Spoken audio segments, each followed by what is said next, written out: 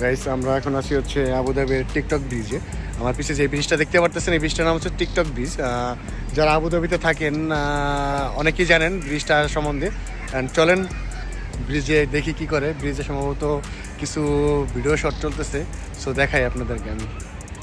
So guys TikTok ব্রিজের উপরে চলে আসছি অ্যান্ড হচ্ছে ব্রিজের নিচে হচ্ছে পুল। অ্যান্ড হচ্ছে পুলটা দেখাই, এ হচ্ছে পুল। পুলটার এই পাশে হচ্ছে লোকজন অনেক টিকটক চলতেছে, মেবি টিকটক চলতেছে। সো আর এই পাশে হচ্ছে পুরো সিটির, আমরা পুরো সিটির ভিতরেই আছি।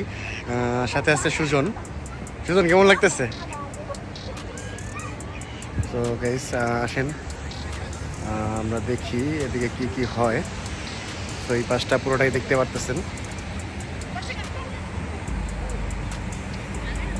সো টিকটক ব্রিজে শুটিং চলতেছে আর হচ্ছে আজকে একটু লোকজন কম, আর ওয়েদারটাও জাস্ট একটু ঠান্ডা।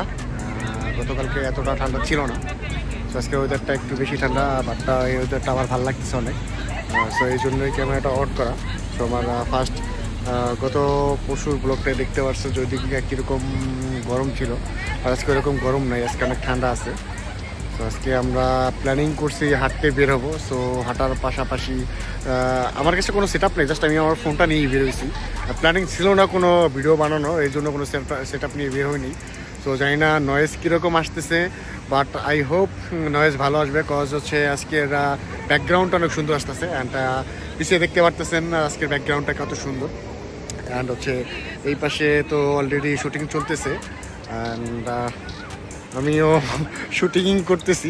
জাস্ট কয়েকটা ফটো নিলাম, দেন হচ্ছে চিন্তা করলাম যে না ঠিক আছে ছোটো করে একটা ভিডিও বানাই, দেন বানাইলাম। অ্যান্ড হচ্ছে আপাতত আজকে এই পর্যন্তই, কজ কোনো প্ল্যানিং নেই, কোনো কী বলে এটার কোনো ডিসিশনও ছিল না যে আজকে কোনো ভিডিও বানাবো কি না বানাবো। সো এই জন্য হচ্ছে আমি কোনো সেট আপ নিয়েই আসিনি। সো জাস্ট এমনি একটা ভিডিও বানালাম। সো আপনারা যদি টিকটক ব্রিজের পুরা এরিয়াটার কোনো ভিডিও দেখতে চান তাহলে অবশ্যই আমার কমেন্ট বক্সে জানাবেন, আমি ভালোভাবে একটা ভিডিও বানাবো। সো আপাতত এই পর্যন্তই, টাটা বাই বাই।